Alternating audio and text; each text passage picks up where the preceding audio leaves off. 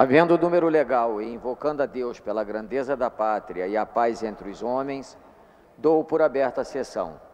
Convido o nobre vereador César Maia para proceder à leitura da ata da sessão anterior.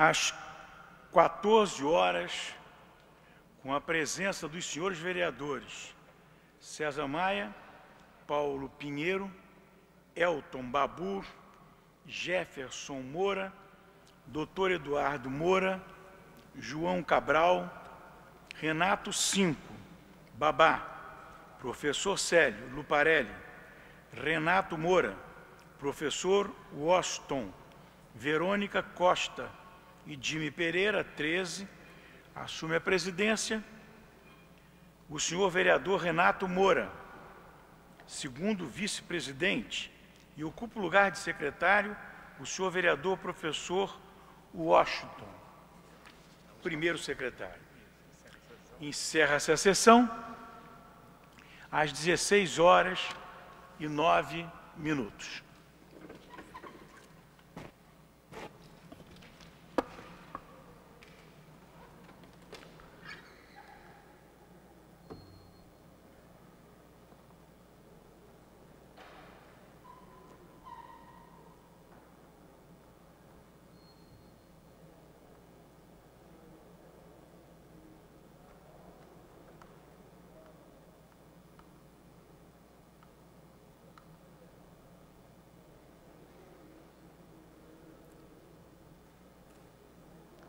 Aprovada a ata, passa-se ao grande expediente. Primeiro orador inscrito é o senhor vereador César Maia, que dispõe de 10 minutos. Senhor presidente, senhoras e senhores vereadores, caminhei ontem à mesa da Câmara de Vereadores a pedido de autorização de ausência para, a partir de sexta-feira até terça-feira, que eu vou participar da reunião do Comitê Executivo da Internacional Democrata de Centro, da qual eu sou um dos vice-presidentes representando o meu partido, e que vai ocorrer em Bruxelas. É uma reunião importante. Todos sabem que a Internacional Democrata de Centro é das internacionais a mais ativa delas todas. A Internacional Socialista vem perdendo expressão e a União Democrática Internacional fica muito restrita à área de influência do Partido Conservador Britânico e do Partido Republicano Norte-Americano. A reunião ela vai tratar principalmente das questões hoje que afligem o próprio equilíbrio da política internacional, a começar com as questões relativas ao Estado Islâmico e como afeta o equilíbrio no Oriente Médio e as questões relativas à Europa, principalmente a França, a Itália e também a Alemanha. Nessa reunião vai se dar um informe, uma discussão sobre a quantas anda a as negociações em torno do conflito da Ucrânia com a Rússia. A Ucrânia, ela aceitou, como a Rússia, um acordo de cessar-fogo na área de litígio, que é basicamente a área de acesso da Rússia à Crimeia, mas o cessar-fogo vem sendo pontualmente desrespeitado. A outra questão, senhor presidente, é a questão da Grécia. No dia de ontem, o novo governo grego de esquerda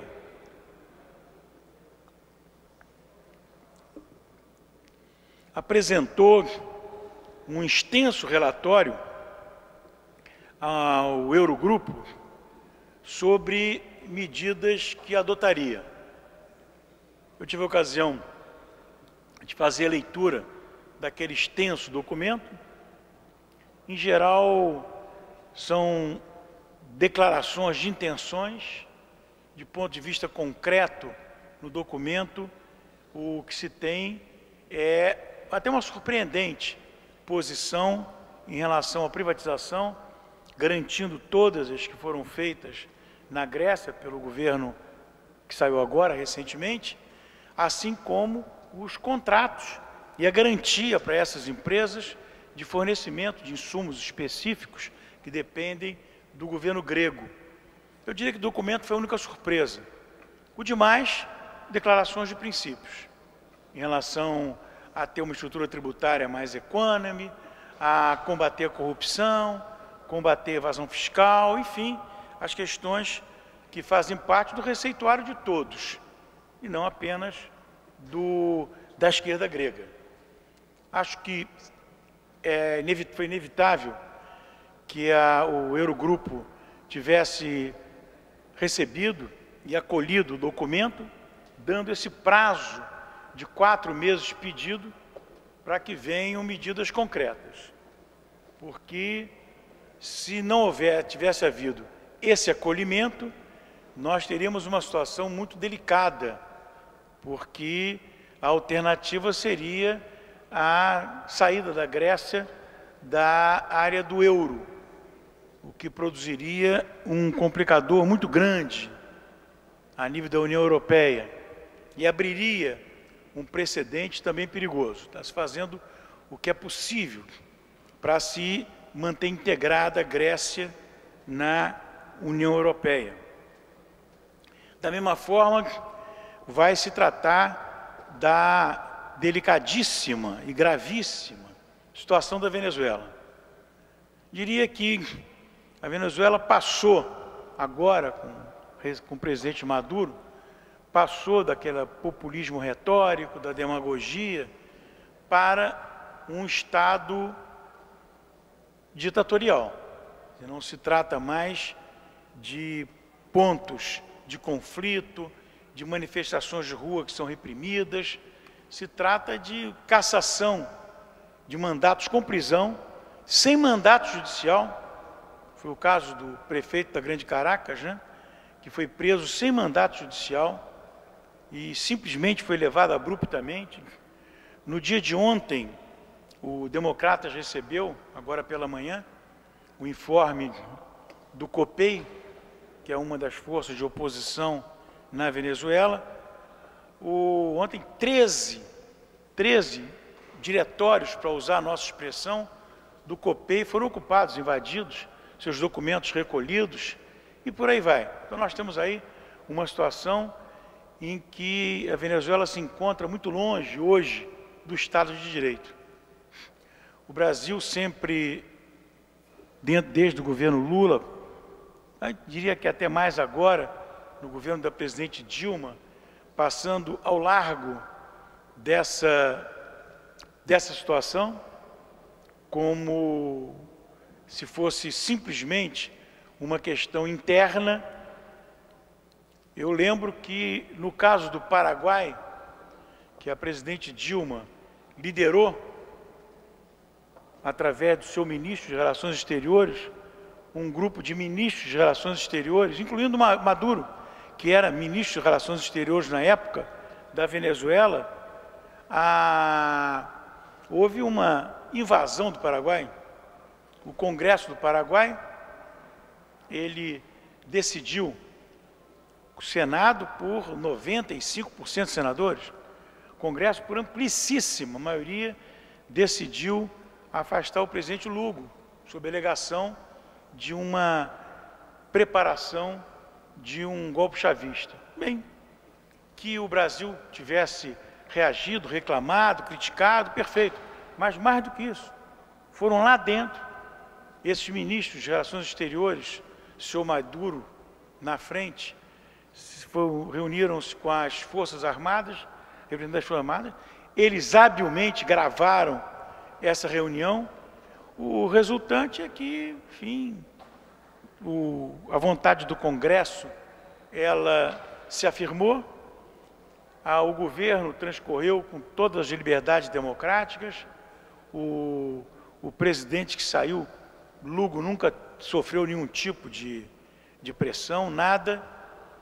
As eleições vieram, o senhor Lugo pôde se candidatar e se eleger senador, condição hoje, o novo governo assumiu, mas no caso do Paraguai, com todos esses elementos digamos, de respeito pela formalidade democrática e respeito pelo Estado de Direito, no caso, o vigente no Paraguai, o Brasil tentou, junto com outros países, Argentina, Venezuela, Equador, etc., fazer uma intervenção no Paraguai.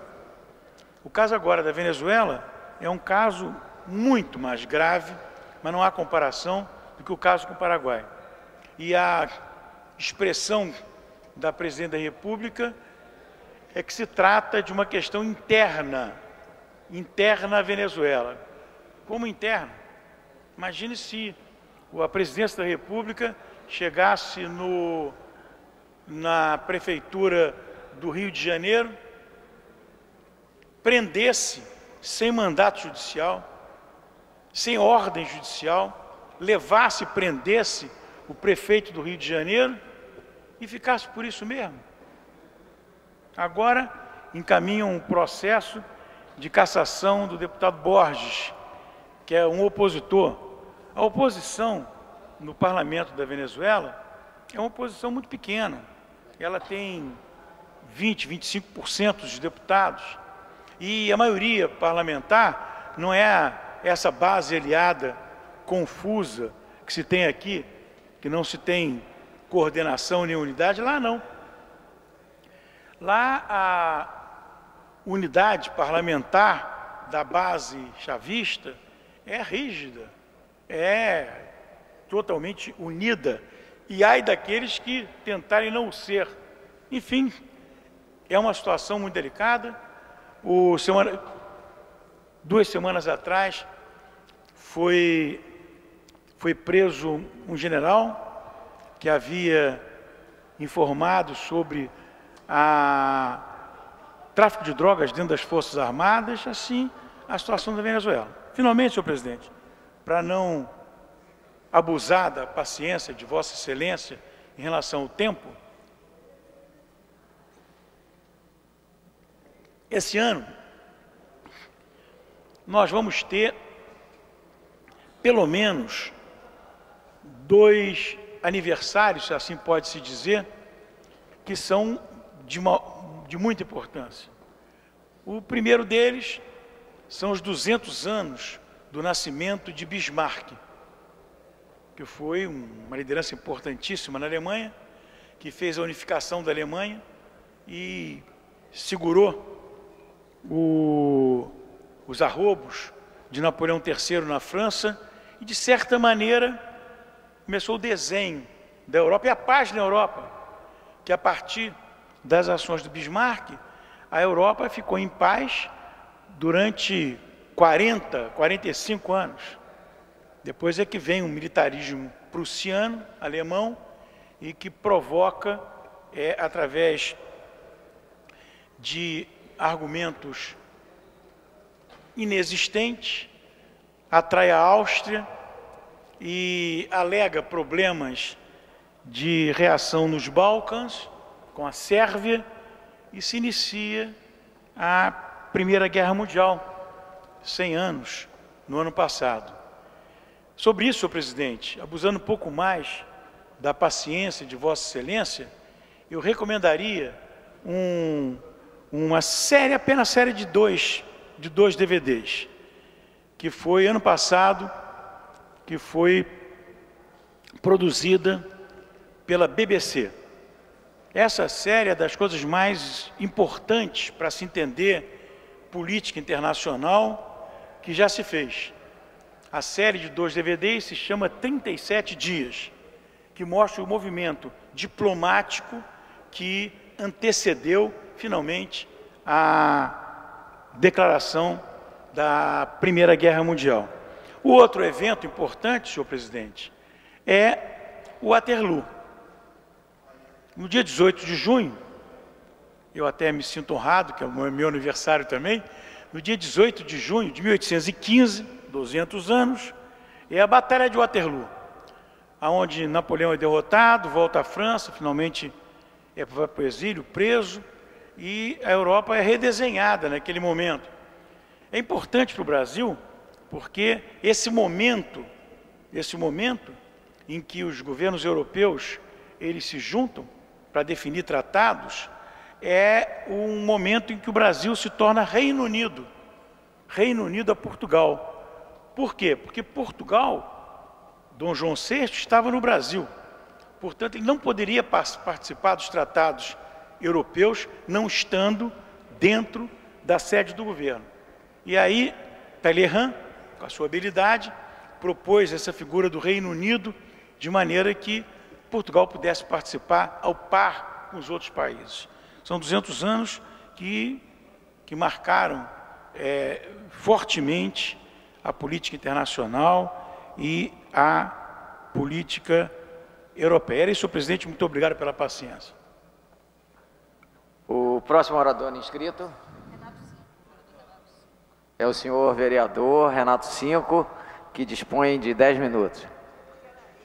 Boa tarde, senhor presidente, senhores vereadores, senhoras vereadoras.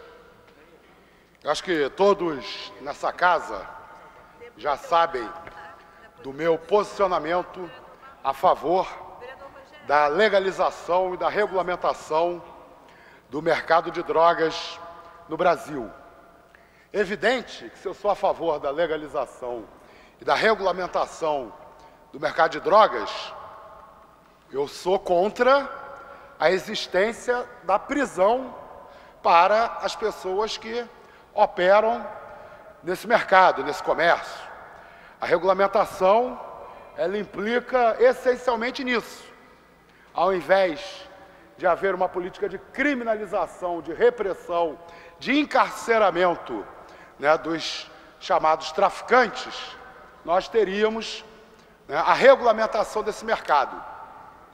Agora, eu me inscrevi para falar especificamente sobre jovens que vêm justamente com o objetivo de se afastar do mercado ilegal de drogas, de não colaborar financeiramente com o comércio das drogas, vêm optando pelo autocultivo da maconha. No Brasil e no mundo, dezenas de milhares de pessoas, especialmente jovens, têm se dedicado a produzir a maconha para o seu consumo pessoal. A lei brasileira de 2006, no seu artigo 28, estabelece que quem faz cultivo de substância ilícita para uso próprio incorre nas mesmas penalidades do usuário. Não importa para a lei se o usuário comprou maconha ou se o usuário produziu a própria maconha. A lei estabelece as mesmas punições. A pessoa tem que prestar serviços comunitários, participar de programas que esclareçam sobre os malefícios das drogas. Esse tipo de pena. Bom, eu acho que mesmo para quem considera que a maconha não deve ser legalizada, que a maconha deve continuar proibida, Eu acho que deve ter algum tipo de admiração pelo jovem que opta por não dar dinheiro para o tráfico e produzir a sua própria maconha. Pois bem, nós temos observado agora, do início do ano para cá, o empenho da polícia, inclusive da Polícia Federal, gastando recursos, horas de trabalho e etc., para perseguir os usuários que fazem o plantio da sua maconha. No momento, nós temos pelo menos 5 jovens presos no Rio de Janeiro, acusados indevidamente de tráfico de drogas, porque estavam produzindo a própria maconha. Um dos rapazes presos, agora está tendo grande repercussão no país, é um músico do grupo Cone Crew Diretoria, que, por denúncia da sogra, que ele teria pés de maconha na casa dele, ele está preso, acusado de tráfico de drogas. Um músico de uma banda muito conhecida da nossa juventude, que tem todas as condições de tirar o seu sustento do seu trabalho como músico, que tinha 4 pés de maconha em casa, está encarcerado, acusado de tráfico de drogas. Agora nós temos em todo o país, inclusive, foi uma das hashtags campeões do Twitter nos últimos dias, o Liberdade Cert, em defesa da libertação do músico Cert. Nós temos outros companheiros presos, um deles, inclusive, o Flávio, conhecido como Cabelo, foi preso junto comigo em 2008, quando nós estávamos panfletando a Marcha da Maconha em Laranjeiras. Nós fomos detidos arbitrariamente, levados para a delegacia, acusados pela Polícia Militar, pela Polícia Civil e pelo Ministério Público de apologia ao crime. Uma repressão tão absurda que, quando o nosso caso chegou no Supremo Tribunal Federal, o Supremo Tribunal Federal decidiu por unanimidade que não é apologia defender a legalização das drogas, organizar a Marcha da Maconha ou qualquer outro movimento que defenda a legalização das drogas. O Flávio, ele faz o autocultivo da maconha para fins medicinais. O Flávio tem epilepsia e ele usa a maconha que ele produz para produzir o óleo de maconha, que agora foi regulamentado pela Anvisa, mas que, se ele tiver que importar, ele não tem dinheiro para importar, porque é caríssimo. Inclusive, eu queria abrir um parênteses aqui para dar os parabéns, ao mesmo tempo fazer uma crítica à Anvisa. A Anvisa acertou na direção de que tem que haver a regulamentação do uso medicinal da maconha. Só que ela fez uma regulamentação, primeiro, anticientífica, porque ela regulamentou apenas o CBD, que é um dos canabinoides. Mas qual é o problema de regulamentar apenas um dos canabinoides? É que ninguém nunca usou apenas o CBD para tratar a epilepsia. O óleo de maconha tem mais de 120 canabinoides, não só o CBD. Então a Anvisa, essa mania da nossa farmácia moderna de só reconhecer um princípio ativo para um efeito, está tentando simplificar algo que é complexo, que é o funcionamento do tratamento de epilepsia à base do óleo de cannabis, né? Bom, o Flávio, se a Anvisa tivesse regulamentado o uso medicinal da maconha, tivesse regulamentado, permitido o autocultivo da maconha, o Flávio não poderia nem ser processado como usuário, porque ele estaria protegido por uma regulamentação adequada. Então, o Flávio é vítima, ao mesmo tempo, de uma prioridade da polícia que a gente não sabe de onde saiu, por que cargas d'água a nossa polícia resolveu se dedicar a perseguir os usuários que fazem autocultivo. E o Flávio é vítima da Anvisa, que fez uma regulamentação insuficiente. Nós queremos a regulamentação do uso medicinal da maconha, como acontece em diversos países do mundo, em que as pessoas têm acesso à planta como um todo, porque é um tratamento fitoterápico complexo, que envolve a utilização de dezenas de princípios ativos e não apenas de um princípio ativo. E além do Flávio e além do Serte, nós temos mais 3 companheiros que fazem a produção da maconha para o seu próprio consumo com o objetivo de contribuir na luta contra o tráfico de drogas. E essas pessoas hoje estão encarceradas, acusadas de tráfico de drogas. Então eu pedi a palavra hoje para defender a libertação de todos os presos políticos da guerra às drogas. Todo cidadão, toda cidadã que está na cadeia, porque vendeu para alguém algo que aquela pessoa quis comprar, na minha opinião, preso político. E especialmente a libertação daqueles que estão indevidamente enquadrados na lei. O usuário que faz o autocultivo não pode ser enquadrado como traficante, não pode permanecer nem um dia preso. Tem que assinar o termo circunstanciado e ser liberado da delegacia. Muito obrigado. O próximo orador inscrito é o senhor vereador Dr. Eduardo Moura, que dispõe de 10 minutos. Senhor presidente, professor Rogério Rocal, senhores vereadores, vereadoras, assessores, técnicos, imprensa, funcionários da casa, telespectadores da TV Câmara, subo hoje à tribuna para tratar sobre um importante assunto para o município, a qualidade da educação para as nossas crianças. Residimos, senhor presidente, segundo matéria da revista Exame, em uma das 4 capitais mais quentes do país. Como médico, posso afirmar que a exposição a elevadas temperaturas causam riscos no funcionamento saudável de nosso organismo, podendo chegar à desidratação devido à transpiração excessiva, cefaleia, que é a dor de cabeça, a hipotensão arterial, entre outros problemas que podem ocorrer, inclusive trazendo desatenção para as crianças.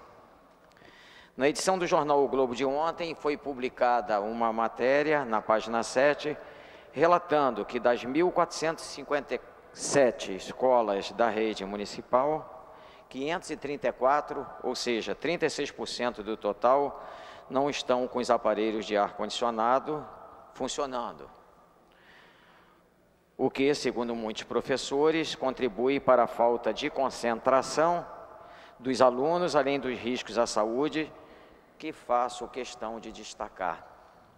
Como parlamentar, vejo que a Secretaria Municipal de Educação vem sendo muito bem gerida pela secretária Regina Bomeni e sua equipe, da qual destaco o subsecretário de Gestão, senhor Paulo Roberto Santos Figueiredo. São grandes os investimentos feitos no plano de climatização da rede, cerca de 100 milhões de reais. Mas, infelizmente, o sucesso do planejamento não depende só da Secretaria Municipal de Educação. Os grandes e principais impedimentos que as escolas vêm sofrendo estão relacionadas com a empresa de distribuição de energia, a Light. Há todo um procedimento que é justo, tendo em vista as questões relativas à segurança. Entretanto, eu pergunto, será que tais procedimentos estão sendo feitos com a celeridade e atenção que esta urgente questão demanda? Ou será que algumas unidades da rede municipal estão à mercê de uma burocracia inconclusiva e excessiva? Desta forma, senhor presidente, manifesto aqui meus questionamentos e faço um pedido: que as escolas e principalmente os alunos não sejam punidos por uma burocracia excessiva, que o valor investido pela SME dê os resultados para os quais foram planejados. Penso que o ensino de qualidade é a pedra fundamental para os avanços econômicos, tecnológicos e sociais do nosso país. O ambiente escolar deve ser atraente para os alunos, passando concomitantemente para os pais a certeza de que o ensino oferecido abre as portas profissionais aos seus filhos. A integração entre a comunidade e escola deve ser incentivada pelo poder público, apresentando-se como uma questão de cidadania. Neste sentido, gostaria de informar que esta Casa já tomou diversas iniciativas de promoção da cidadania, das quais destaco a aprovação da Lei 5669 de 2013, de minha autoria, que dispõe sobre o aproveitamento dos espaços físicos e dos equipamentos da Rede Municipal de Educação para atividades culturais, esportivas, nos finais de semana. O intuito da lei é de promover a integração entre a escola e a comunidade e fornecer esse laço, e fortalecer esse laço, além de elevar a qualidade de vida dos moradores e das famílias.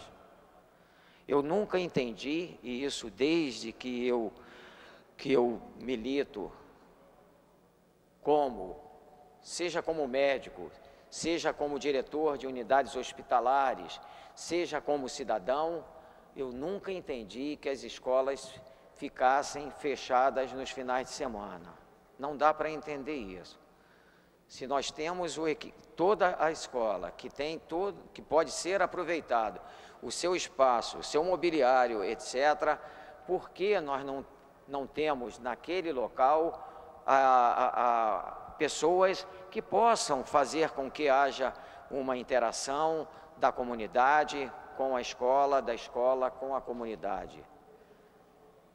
Sempre eu tenho a preocupação em dizer que não significa que nós teremos atividades de ensino nos finais de semana obrigatoriamente, mas não dá para a gente poder imaginar que um local onde tem uma quadra de esportes, que tem um auditório, não tenha partidas de futebol, partidas de basquete, partidas de vôlei, que no auditório não tenha uma atividade cultural, não tenha balé, não tenha jazz, que não tenha entretenimento, que não tenha queimado nas quadras, que não tenha as crianças pulando corda e os adolescentes também, que não tenha brincadeiras de pique, que as crianças não brinquem. Porque uma coisa que eu observo como pediatra é que as crianças não brincam mais.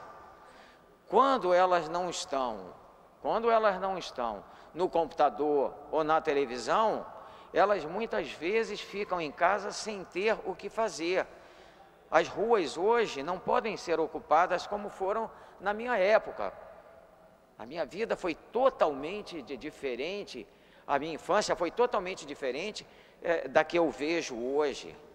Fui criado em Coelho Neto, Acari, e eu lembro muito bem que tinha vários campos de futebol onde eu jogava bola. Eu vou repetir, mais ou menos, jogava bola mais ou menos. Nunca fui craque, mas eu participava das brincadeiras, participava dos jogos de futebol. Tinha 2 clubes, isso tudo está acabando.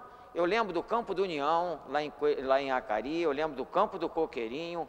Tinha no Parque Acari, lá no final, um campo que até hoje existe, mas só que naquela época era um campo que nós brincávamos também, que nós, que eu digo, as crianças, adolescentes, adultos, e hoje a gente não tem onde brincar, as crianças não têm onde brincar. E elas não brincando, não se exercitam, isso propicia obesidade, propicia ficar sem fazer nada. A pior coisa que existe é o adolescente sem ter o que fazer. E ele agora, com essa oportunidade que a Lei 5669 de 2013 dá para as crianças e para os adolescentes estarem dentro da escola, com os seus pais, se tiver biblioteca, que tem acesso aos livros, e eu acho que isso vai ser muito importante para essas crianças. Queria agradecer, aproveitar antes de encerrar, agradecer o subsecretário de Gestão, que eu citei há pouco, o senhor Paulo Roberto Santos Figueiredo, que nos recebeu e que teve um carinho muito grande, um olhar muito amorável por esse projeto, inclusive se comprometendo a estudar junto comigo e com a minha equipe, para que nós pudéssemos fazer com que esse projeto de lei, agora a lei, ele possa ser regulamentado pela Prefeitura. Finalizo, senhor presidente, citando uma frase do falecido economista e vencedor do Prêmio Nobel de Economia de 79. Educação nunca foi despesa, sempre foi um investimento com um retorno garantido. Vamos trabalhar para isso. Muito obrigado. O próximo orador inscrito é o senhor vereador Babá, que dispõe de 10 minutos. Boa tarde, senhor presidente e senhores vereadores. Nós queremos tratar de dois assuntos aqui. O primeiro deles é da greve dos servidores do Ministério Público da União, que estão aí, na verdade, desde o dia 5 de fevereiro em greve, e o governo se nega a negociar com eles. Eles fizeram, inclusive, um ato aqui na frente da Câmara Municipal há 2 dias atrás. E a reivindicação é como a de todos os servidores públicos estaduais, federais e municipais, porque todos eles estão sendo vítimas da política econômica que é implementada a partir do governo federal por Dilma Rousseff e nos governos estaduais, como é no caso aqui do governador Pezão ou do governador do estado do Paraná, que quer jogar na costa dos servidores públicos e dos professores todo o peso da crise. PT e PSDB se juntam nesta hora para atacar a classe trabalhadora. Os companheiros do Ministério Público da União denunciam o quê? Denunciam que a cúpula do Ministério Público da União, que tem atuado, diga-se de passagem, corretamente nas investigações que estão acontecendo, mas quem faz o trabalho diário desse processo, a cúpula trabalha, mas quem executa no dia a dia são esses servidores, que reivindicam o quê? Reposição salarial. Reivindicam aqui na sua bandeira incorporação de 13,23% na remuneração dos servidores do Ministério Público da União. Extensão do percentual de reenquadramento aos servidores que já estão em fim de carreira. Reajuste do auxílio alimentação e do auxílio creche, a redução da jornada de trabalho. Para vocês terem uma ideia, foi dado o direito à cúpula do Ministério Público ao auxílio habitação, né? R$ 4.300. R$ 4.300, quando muitos, inclusive, têm habitação lá em Brasília, não é certo? Mostrando claramente que o Ministério Público, que deveria ser um exemplo, a partir da sua cúpula, na verdade, está recebendo benesses que contradiz as suas próprias investigações. E os servidores, na verdade, querem que seja incluído na lei orçamentária toda a bandeira que eles estão defendendo. Isso tudo, para mostrar claramente o quê? Qual a política do governo de Dilma? Os servidores públicos federais fizeram uma greve em 2012, uma forte greve, mas que no final obtiveram 15% parcelado em 3 vezes. 5%, 5% e agora a última parcela de 5%. Mas na primeira parcela já tinha sido comido os 5%, por causa da inflação. E é por isso que nós achamos muito importante colocar essa questão aqui, porque a política de Dilma Rousseff qual é? Colocou um representante do Bradesco, como o Joaquim Levy, no Ministério da Fazenda para fazer o mesmo jogo que o Henrique Meirelles fez no governo de Dilma, ou no governo de FHC, a mesma política. É cortar verbas da educação, da saúde, dos salários dos servidores públicos, para garantir claramente o pagamento de juros aos banqueiros. Aí, juro e amortização da dívida não pode faltar aos banqueiros. E essa política traz danos irreversíveis a esse país, atingindo fortemente a juventude, que evidentemente acaba sendo morta nos confrontos com policiais, sendo marginalizadas, a falta de verba para educação, para saúde, salário dos servidores, para garantir, como a Dilma vai garantir este ano, que já falei na minha intervenção anterior, 1,3 trilhão de reais para juros e amortização da dívida. E esse dinheiro, com absoluta certeza, ele é retirado da sociedade. Por isso que o Joaquim Levy quer aplicar a política que Dilma Rousseff determina, que é para atacar direitos históricos dos trabalhadores.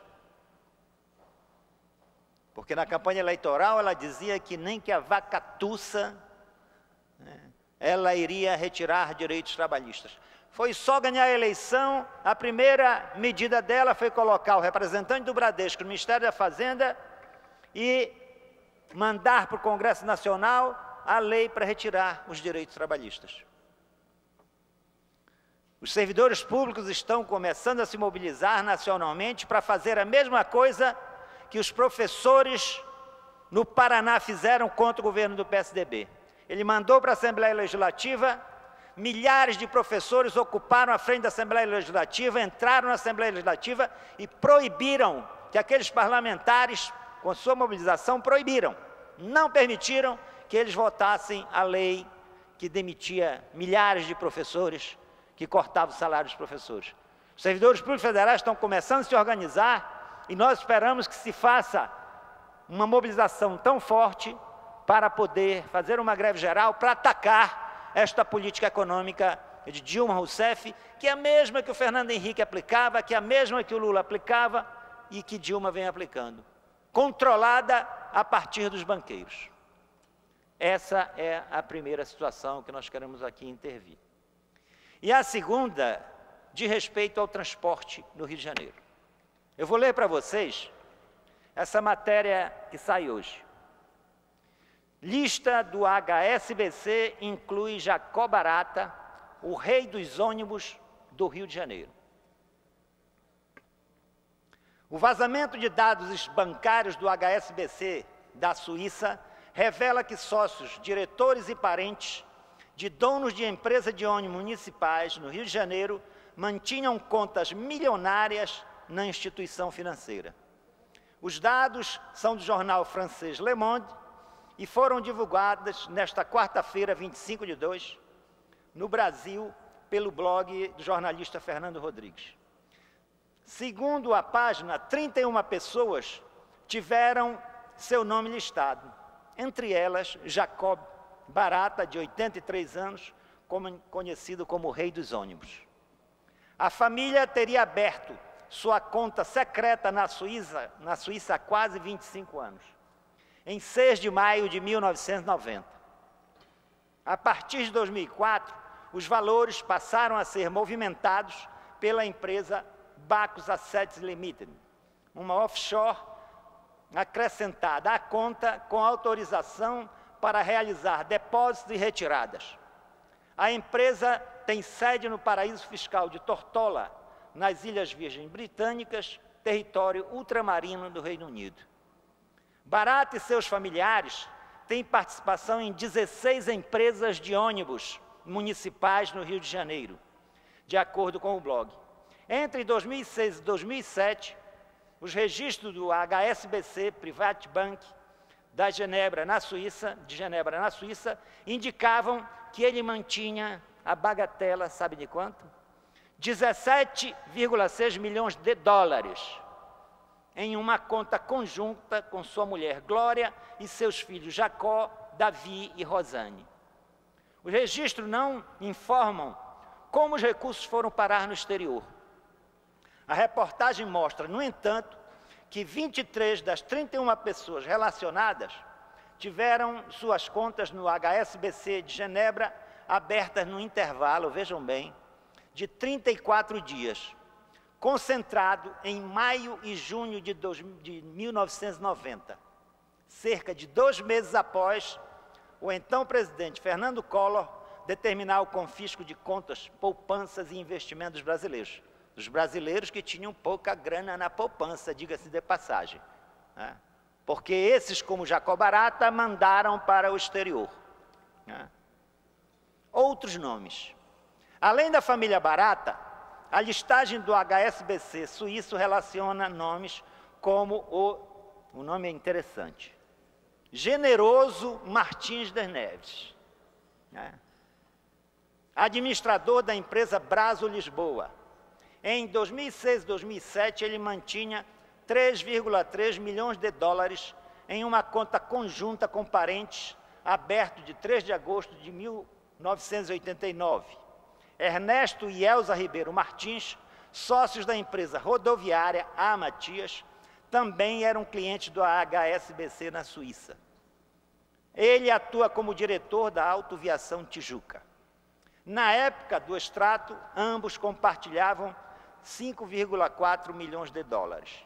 Outros sócios da rodoviária A. Matias também mantinham dinheiro na Suíça. Leonel Neves Barbosa, Amélia Raquel Neves de Noronha Barbosa e Cláudio Neves Barbosa.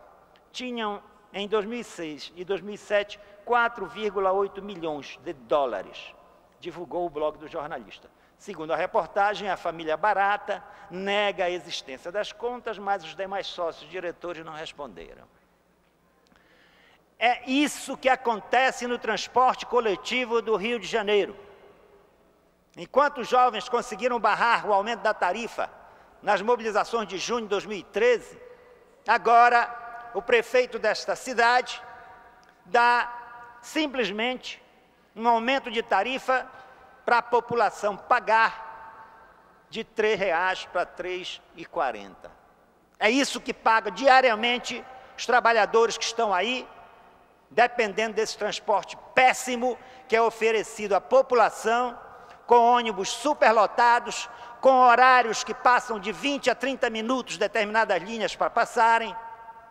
Essas empresas que controlam o transporte coletivo, infelizmente, são beneficiadas por Pezão, são beneficiadas por Eduardo Paes, e o seu dinheiro está onde? Protegido na Suíça. Isso precisa ser feita uma investigação por esta Câmara Municipal, porque o transporte coletivo municipal do Rio de Janeiro, que é uma vergonha, na verdade, eles estão pouco se lixando para a população. O senhor Eduardo Paes está pouco se lixando para a população. O desejo dele, na verdade, é continuar controlando a cidade. Por isso, nós encerramos nossa intervenção aqui e vamos procurar pedir medidas para esta Câmara Municipal para fazer a investigação, para acabar com esses monopólios que existem aqui do transporte coletivo, que lucram milhões de dólares para mandar para a Suíça, enquanto os trabalhadores que pegam o transporte coletivo estão aí. Basta entrar em qualquer ônibus desse, ou mesmo no metrô, ou na supervia, para ver a condição que o trabalhador é submetido. Essa é a tarefa que nós da bancada do PSOL queremos nesta casa e que os senhores vereadores aqui têm que efetivamente intervir, porque diz respeito ao transporte público municipal. Muito obrigado. O próximo orador inscrito é o senhor vereador Marcelo Ará, que dispõe de 10 minutos. Boa tarde a todos. Colegas de trabalho da Câmara Municipal do Rio de Janeiro, boa tarde a todos os cariocas que nos assistem em suas residências pela TV Câmara. Como presidente da Comissão de Turismo da sessão legislativa passada aqui da Câmara Municipal, fico muito feliz com o resultado deste último Carnaval de 2015. Muito feliz, porém, nunca satisfeito.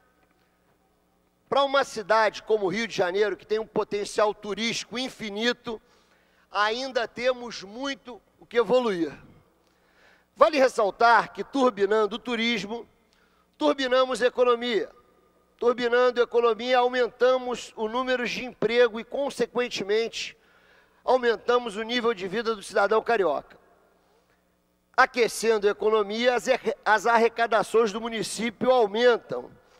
E há mais dinheiro para investir em setores importantes, como saúde, educação. Nesse Carnaval de 2015, o nosso gráfico turístico foi positivo em relação a 2014. O Rio de Janeiro conseguiu atingir a marca de 1 milhão de visitantes. No ano passado, recebemos 918 mil. Houve um acréscimo de 8,9%. Financeiramente, entrada de recursos vindos de outros estados e de outros países aqui para a nossa cidade aumentou. Ano passado entraram 2 bilhões de reais neste mesmo período do ano. Já esse ano entraram 2 bilhões e 200 milhões de reais que foram injetados aqui em nosso município, vindo de fora da cidade, de outras cidades do nosso país, de outros estados e de outros lugares do mundo. Segundo a Rio Tour, a média gasta por um turista aqui no Rio de Janeiro, no período do carnaval, é de R$1.000 por dia. E o principal motivo do crescimento do número de turistas vindos aqui para a nossa cidade é a reformulação e o crescimento do carnaval de rua. Hoje o turista vem para a nossa cidade, atrás das praias, rodeadas pelas mais belas montanhas, na terra do samba e do futebol. Também é possível encontrar grandes maravilhas do mundo, como o Pão de Açúcar, Corcovado e o Carnaval da Sapucaí. De 5 anos para cá, principalmente, o turista, o jovem turista, vem atrás da maior festa do mundo, que é o Carnaval de Rua Carioca. Nesse quesito, a Rio Tour e o secretário Antônio Pedro demonstraram um excepcional profissionalismo, pois acompanharam de perto o crescimento do carnaval em todos os sentidos, com relação a toda a infraestrutura, a organização dos blocos, do trânsito, a limpeza e a segurança nos próprios blocos. Perfeito, sei que não foi. Afinal de contas, são em torno de 700 mil folhões nas ruas, entre turistas e cariocas, que fazem parte dessa verdadeira corrente humana de alegria, que são os blocos de carnaval de rua. Exemplos claros como o Cordão do Bola Preta, Sargento Pimenta, Monobloco e Sovaco de Cristo foram algumas das principais atrações desse carnaval. Pela dimensão do evento, tiro o chapéu para a Prefeitura do Rio, nesse sentido da organização. À frente da Comissão de Turismo, apresentei um projeto de lei que se transformou em lei de número 5.763 de 2014. O principal objetivo desse projeto é fomentar a economia através do entretenimento, atraindo turistas e, consequentemente, o mais importante de tudo, gerando empregos. Esse projeto de minha autoria prevê a criação do carnaval de rua fora de época, o Carna-Rio. Esse evento teria moldes praticamente iguais aos do Carnaval de Rua de Fevereiro. Só que seria realizado no final de semana de julho, das férias de julho, ou então durante o feriado de Corpus Christi. Datas que, segundo a ABI, Associação Brasileira das Indústrias de Hotéis, a taxa de ocupação tem uma média de apenas 60%. Diferente do carnaval do mês de fevereiro, que a taxa de ocupação dos hotéis, dos leitos aqui do nosso município, tem uma taxa de ocupação de 80% a 100%. O Carna-Rio seria o segundo tempo do nosso carnaval de rua e teria um foco mais voltado para a Zona Norte, centro da cidade e Zona Oeste. A Zona Sul ficaria de fora do projeto, já que uma parcela significativa dos moradores dessa localidade não aprovam o carnaval de rua, respeitando aqui a opinião e à vontade de todos os moradores do nosso município. Não vai existir feriado. Feriado algum nem enforcamento de trabalho para a realização do Carna Rio. Vale ressaltar que o mês de julho é férias no mundo inteiro e que também seria uma grande oportunidade para os blocos que ficaram de fora desse grande evento que é o Carnaval de Rua se apresentassem. Muita gente não sabe, presidente, mas tem quase 1000 blocos que não conseguem se apresentar no nosso carnaval por causa da falta de espaço no município. Mil organizações de carnaval vão a Rio Tour e não conseguem colocar o seu bloco na rua por causa da falta de espaço. Então seria adequado e propício esse segundo tempo que a lei de minha autoria prevê. Peço encarecidamente a Rio Tour que me apoie nesse projeto de lei que irá alavancar e muito o turismo de nossa cidade.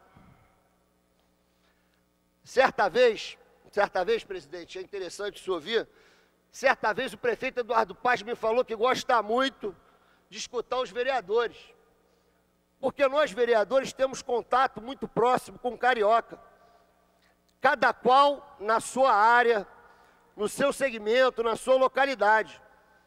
E por isso, conseguimos muitas vezes enxergar com bastante antecedência necessidades, problemas e até mesmo oportunidades, grandes oportunidades para o nosso município. Então fica aqui o meu apelo para que o Poder Executivo apoie e cumpra. Por favor, que o Poder Executivo apoie e cumpra essa lei vinda do Poder Legislativo, que irá vender o que a nossa cidade tem de mais precioso. Todo mundo sabe o que a nossa cidade tem de mais precioso. O que a nossa cidade tem de mais precioso é a beleza incomparável e, claro, o espírito cordial e hospitaleiro do povo carioca. Se todos fizerem a sua parte, podemos sonhar um dia inteiro o Rio como a cidade mais visitada do mundo, superando até cidades como Hong Kong, Singapura, Londres, Paris, Berlim, Nova York e Las Vegas, que historicamente são roteiros e grandes referências turísticas. E no dia que isso acontecer, com certeza, o carioca vai ter uma vida financeira mais confortável. Isso acontece em qualquer lugar do mundo. Muito obrigado pelo espaço, senhor presidente. Não havendo mais orador inscrito, a presidência franqueia a palavra. Não havendo manifestação por parte dos senhores vereadores, a sessão fica suspensa até às 15h40. Está suspensa a sessão.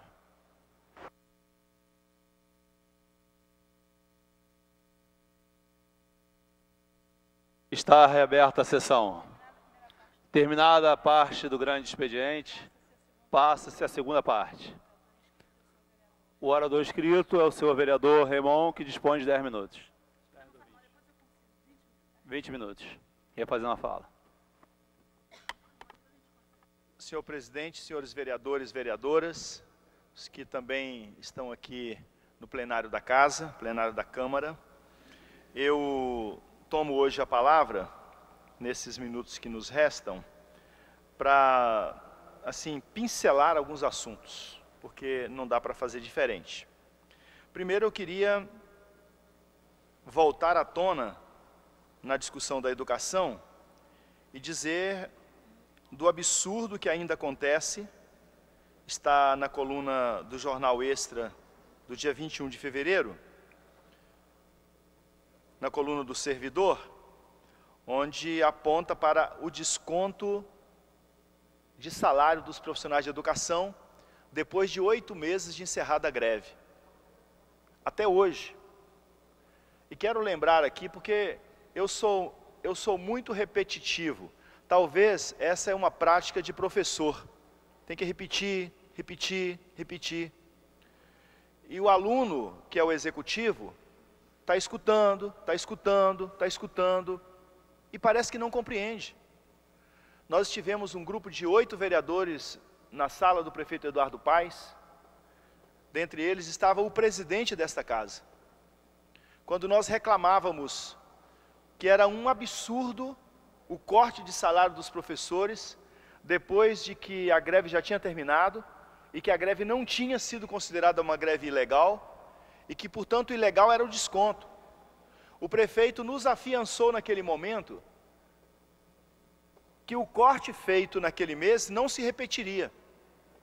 E prometeu-nos que a secretária de Educação nos receberia. E assim foi. A secretária nos recebeu. Em conversa com a secretária, ela nos disse: foi um erro do sistema. Um erro do sistema. Todo o sistema, pelo que me consta, ele é alimentado por dados colocados por pessoas. Mas ok, um erro do sistema que haverá de ser corrigido no mês seguinte. Já fazem 8 meses e ainda hoje os profissionais de educação continuam sendo descontados. Corte nos salários dos profissionais de educação, também denunciou os funcionários, o jornal Dia, no jornal do dia de hoje. Então eu queria colocar esse tema, esse ponto do corte de salário dos profissionais de educação para dizer do meu estranhamento, da minha preocupação com a falta de palavra da prefeitura, que precisa compreender que os professores não podem ficar sem salários. E por fim eu queria tomar um assunto, que é um assunto que já foi explanado amplamente aqui na tribuna hoje, que foi noticiado pelo Estadão, a respeito das contas abertas em paraíso fiscal, manuseados aí pelo HSBC, que, segundo nos consta, o governo espanhol já quer prestação de contas e vai repatriar os recursos que foram desviados ou sonegados naquele país. O Estadão diz hoje, da lista, e não diz com clareza o número exato, mas o blogueiro Paulo Nogueira diz que 8.667 contas brasileiras, 8.667 contas brasileiras abertas num paraíso fiscal, totalizando mais de 7 bilhões de dólares. Num país em que o julgamento começa pela sentença, num país em que algumas pessoas, ainda nem indiciadas foram ainda, já são condenadas e julgadas pela mídia tradicional, nós não vemos uma nota sequer na mídia tradicional, com algumas exceções. Se a gente for procurar, por exemplo, né, nas colunas, se a gente for pegar, por exemplo, na coluna do Noblar, nos últimos 2 dias, 2 centenas de tweets, nenhuma linha sobre o caso HSBC. Outra coluna, Reinaldo Azevedo, né, textos os mais diversos sobre a sentença colocada no início do julgamento de pessoas que sequer têm indícios. Nenhuma linha sobre o HSBC.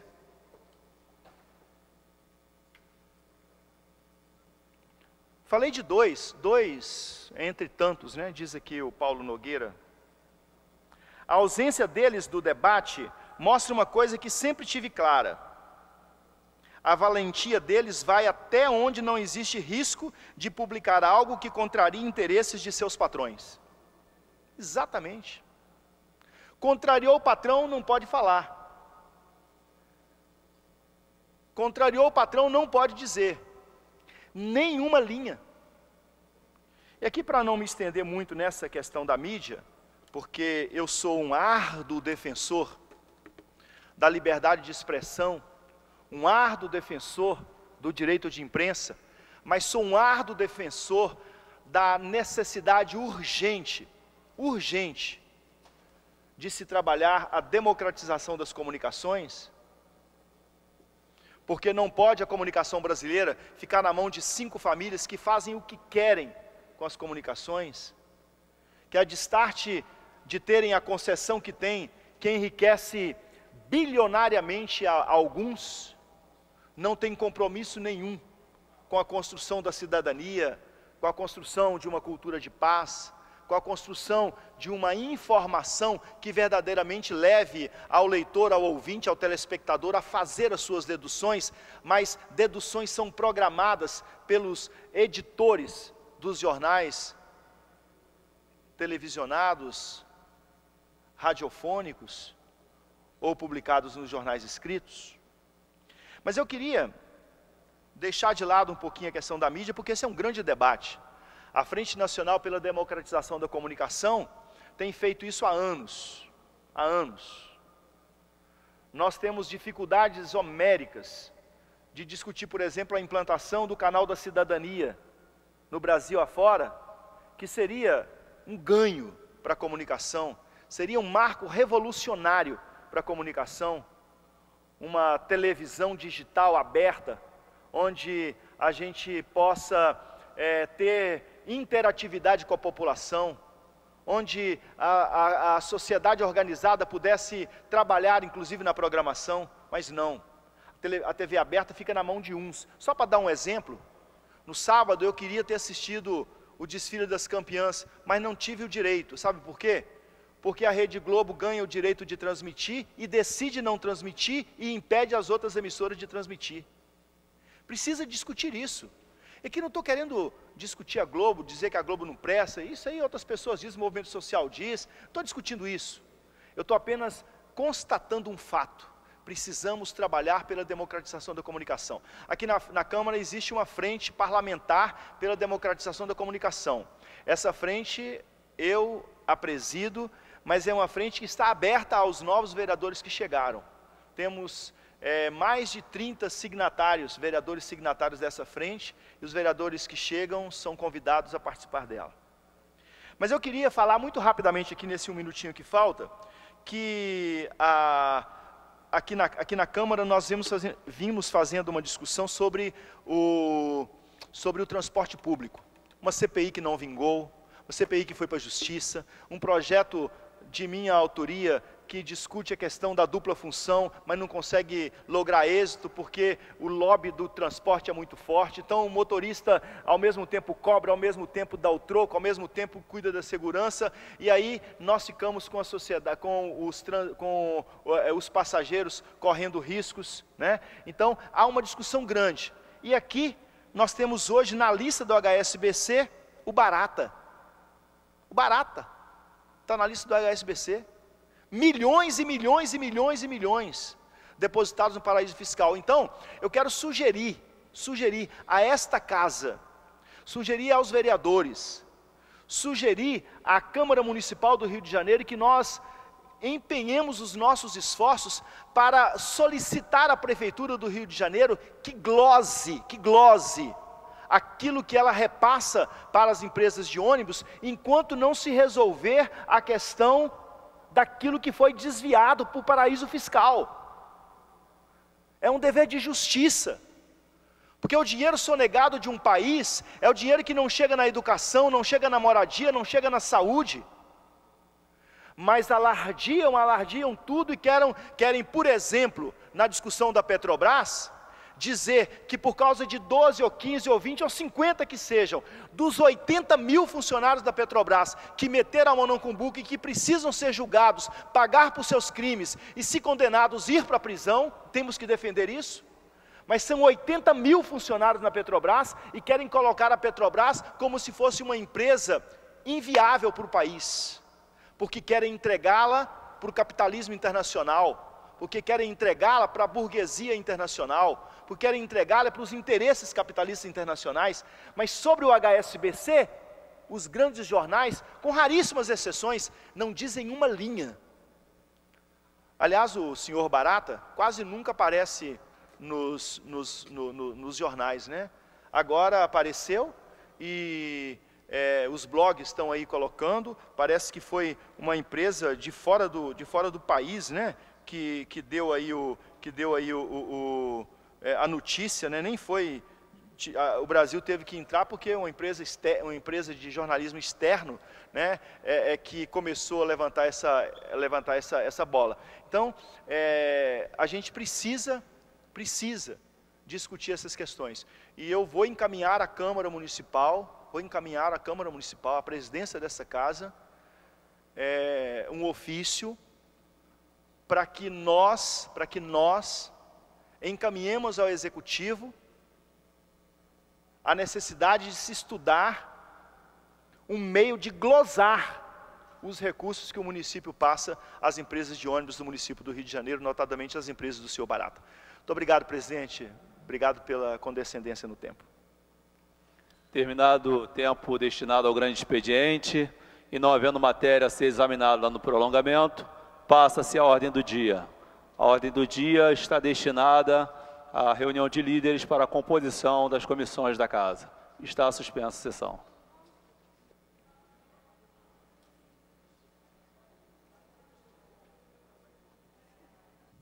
Está reaberta a sessão. A presidência comunica que não recebeu o ofício de acordo das comissões. Passa-se ao expediente final. O orador inscrito é o nobre vereador Babá, que dispõe de 10 minutos. Senhores, eu queria fazer aqui uma denúncia grave. Hoje está acontecendo uma eleição que, desde o princípio, fraudada pelo Sindicato dos Trabalhadores em Aceio e Conservação, que envolve os trabalhadores da Conlurb, os garis. Correto? Então, essa eleição, ela vem sendo fraudada desde antes, porque os dirigentes desse sindicato, alguns deles estão há 35 anos no sindicato, tanto os garis como a base de aceio e conservação de todas as empresas, inclusive trabalhadores da própria Câmara, que eles fazem questão de não filiá-los, porque eles recebem dinheiro em imposto sindical, né, e não querem fazer uma eleição limpa porque sabem que perdem. E para vocês terem uma ideia, nós, através dos companheiros que militam no movimento sindical, foi organizada uma chapa, uma base muito forte na Conlurb, dos garis, que foi quem fez a greve do ano passado, aquela greve que os garis foram vitoriosos contra a prefeitura, porque a prefeitura já havia negociado antes com o restante de toda a categoria um aumento ridículo de 9%. Para vocês terem uma ideia, o salário do gari era 830 e ia passar para 870. Aí houve uma rebelião na base dos garis e isso contra toda a mídia, e a prefeitura também arquitetou para tentar jogar contra os garis que estavam fazendo greve numa época de carnaval. Mas a rebelião era tão forte que a Conlurb, os dirigentes da Conlurb, junto com a prefeitura, tiveram que sentar para negociar e, ao invés dos 9%, foi 37% que eles conquistaram.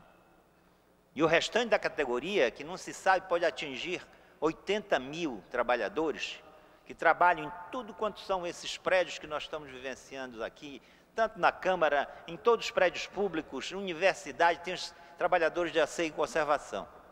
Salário miserável, ridículo. Né? Justamente porque eles vêm mantendo essa categoria, uma vez que eles recebem um imposto sindical único, então estão se lixando para a categoria. E quem tem uma oposição organizada são os trabalhadores da Conlurb, que foi quem organizou, na verdade, essa chapa em oposição à direção pelega do sindicato. Então, o que aconteceu? Eles mandaram uma listagem com cerca de 2.700 filiados, por ordem alfabética, sem citar empresas, nada, não é certo? Para poder não ser detectado. Mas o que aconteceu hoje? Isso é muito importante registrar. Esse sindicato, ele faz parte da UGT, União Geral dos Trabalhadores. a central Pelega. Aí quando foi hoje de manhã, eles chegaram com uns 300 bate-paus. Não estou exagerando, não. Lotaram lá à frente do sindicato para impedir toda e qualquer mobilização, inclusive da fiscalização que nós pedimos dos nossos mesários para investigar essas urnas.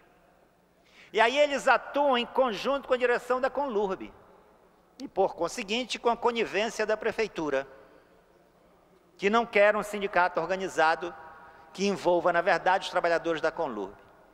Depois da greve, a direção da Conlurb passou a perseguir esses trabalhadores, os garis. Aí, quando é época de festas de carnaval, a gente vê os trabalhadores deles, os garis, vê o trabalho que eles fazem na cidade, no dia a dia, né? Por isso são respeitados, inclusive, pela população, e passaram, na verdade, a fazer um assédio moral brutal contra os trabalhadores, e principalmente contra as lideranças. Porque, na verdade, a perseguição dos dirigentes da Conlurb foi muito grande, intimidação, inclusive hoje. Porque, vejam bem, eles saíram com as urnas sem lacre, com um cadeado controlado pelo presidente, e não queriam nem que os mesários que nós escrevemos saíssem junto com as urnas. Para vocês terem uma ideia, dizem que tem cerca de 90 mil trabalhadores na base de asseio e conservação e deve ter uns 20 mil na Conlurb.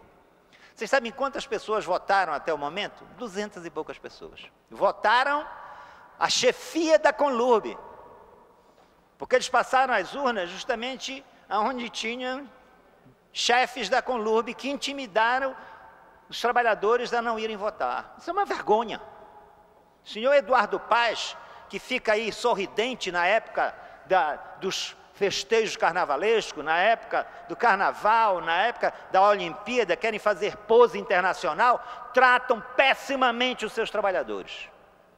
Como eu falei ontem, nem água eles distribuem para os trabalhadores que passam o dia inteiro varrendo ou por trás daqueles caminhões, sofrendo aquele processo todo, sem máscara, sem nada, né?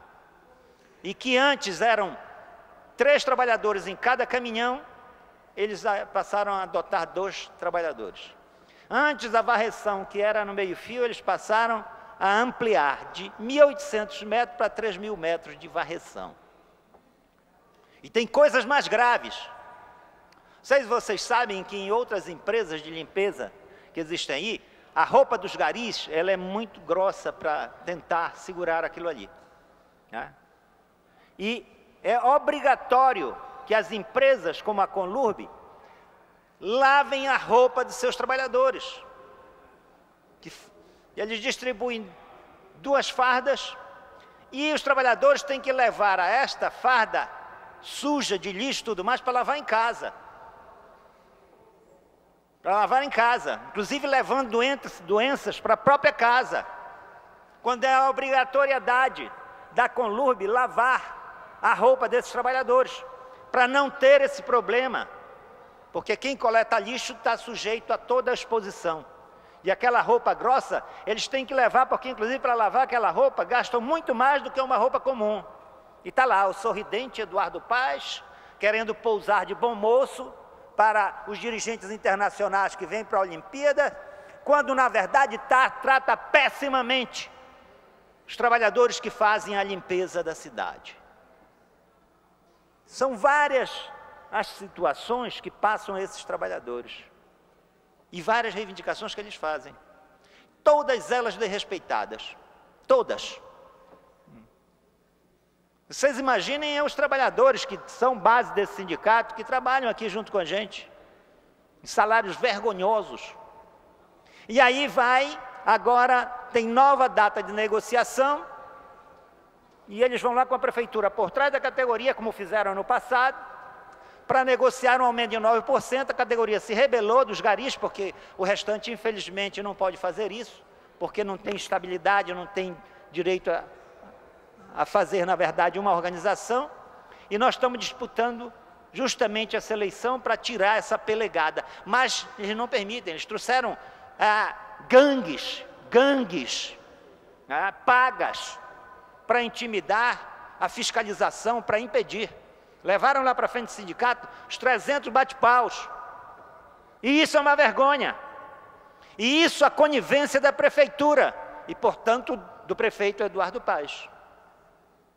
E dos dirigentes da Conlurb que estão ali a intimidar os garis. Essa é uma situação grave, senhores vereadores, quem está a nos escutar. Gravíssima. Vocês podem imaginar, quem faz pesquisa para o IBOP, as pessoas que fazem pesquisa do IBOP, de certa forma, é um serviço leve, né? Para parar, para servir. Como eles passam o dia inteiro fazendo pesquisa, o IBOP é obrigado a fornecer água para esses trabalhadores. A Conlurb não fornece água, a prefeitura não fornece água para os garis. Se eles quiserem, ele tem que pedir nos bares, nas casas, né, que forneçam água para eles.